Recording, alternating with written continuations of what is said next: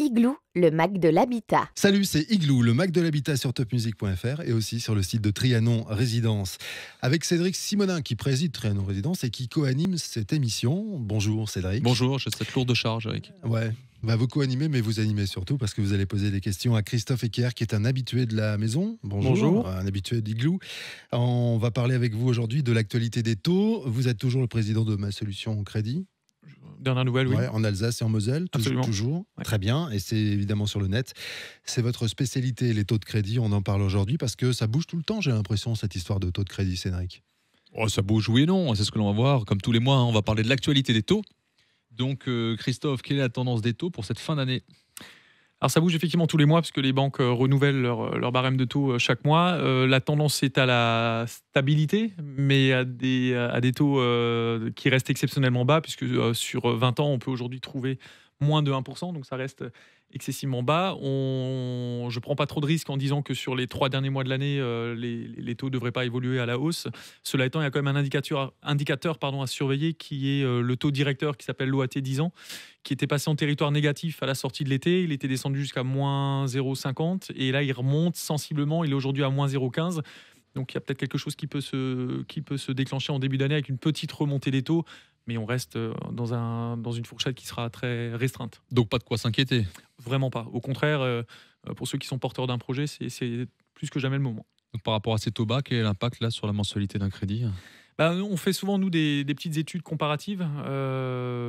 Par exemple, sur les crédits qui se pratiquaient il y a 5 ans, où les taux, donc en 2014, où les taux étaient déjà très bas.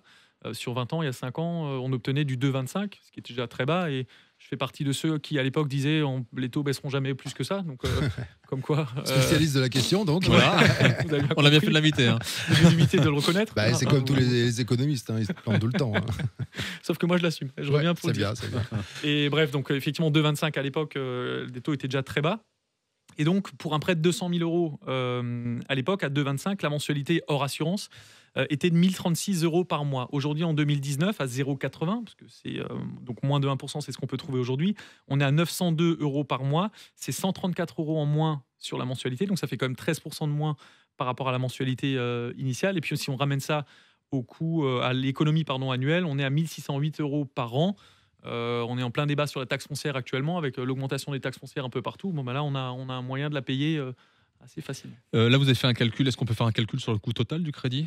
Oui, là aussi, puisque l'impact il est évidemment très très important sur le coût en intérêt. Donc pour ce même exemple de 200 000 euros sur 20 ans, en 2014 à 2,25, on était à 48 548 euros de coût, donc uniquement en intérêt, je ne parle pas des assurances. Et en 2019, à 0,80, on est à 16 493 euros. Donc c'est quand même 32 000 euros de moins.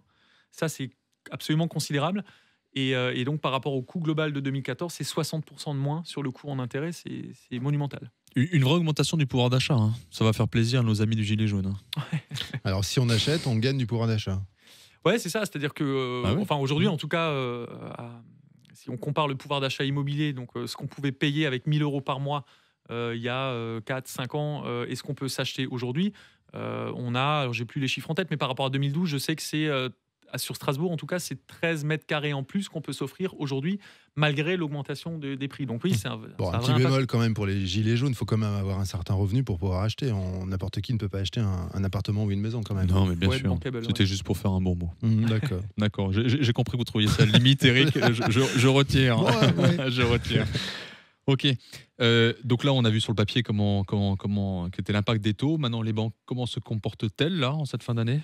Il y a toujours cette question-là, c'est que quand on est sur des années records, comme celle qu'on est en train de vivre, avec le nombre de ventes dans l'ancien qui va dépasser le million, qu'on n'avait jamais atteint, donc une distribution de crédit qui est très forte aussi, évidemment, on se pose la question de savoir comment agissent les banques, est-ce qu'en fin d'année, elles sont encore disposées à prêter ou pas. Alors, ce qu'on observe, nous, il y a une disparité entre celles qui ont rempli leurs objectifs et celles qui n'ont pas encore rempli leurs objectifs.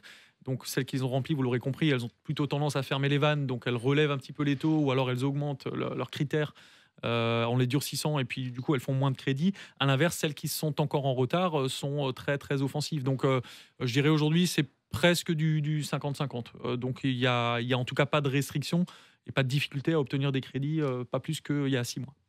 Il y a de plus en plus de gens qui achètent donc leur appartement ou leur maison, si j'ai bien compris. Ouais, tout à fait, et qui achètent en plus de plus en plus... Motivés par les taux notamment. Par les taux bas, et qui achètent de plus en plus jeunes. C'est aussi un élément nouveau. La moyenne d'âge a baissé en France, elle est maintenant à 32 ans.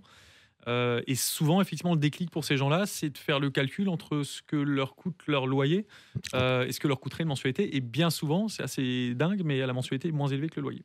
On avait fait une émission là-dessus. Exactement. Dans Igloo. Exactement. Je suis très impressionné par tout ce qu'il y a dans ces têtes-là. Parce que nous, simples mortels, pour avoir tout ça, tous ces chiffres, on n'y arrive pas. Donc on a besoin de vous. Merci beaucoup, des années de boulot. Ma Solution Crédit, un peu partout en Alsace et en Moselle. Christophe Ecker, merci beaucoup. On vous retrouve sur Internet facilement. Oui, masolutioncrédit.fr et dans nos 10 agences partout en Alsace-Moselle. Voilà, pareil pour Trianon Résidence. Et tout ça, vous retrouvez cette émission sur topmusic.fr et sur Facebook, Igloo on Air. Merci messieurs, et à très vite pour une autre émission. Merci. Merci.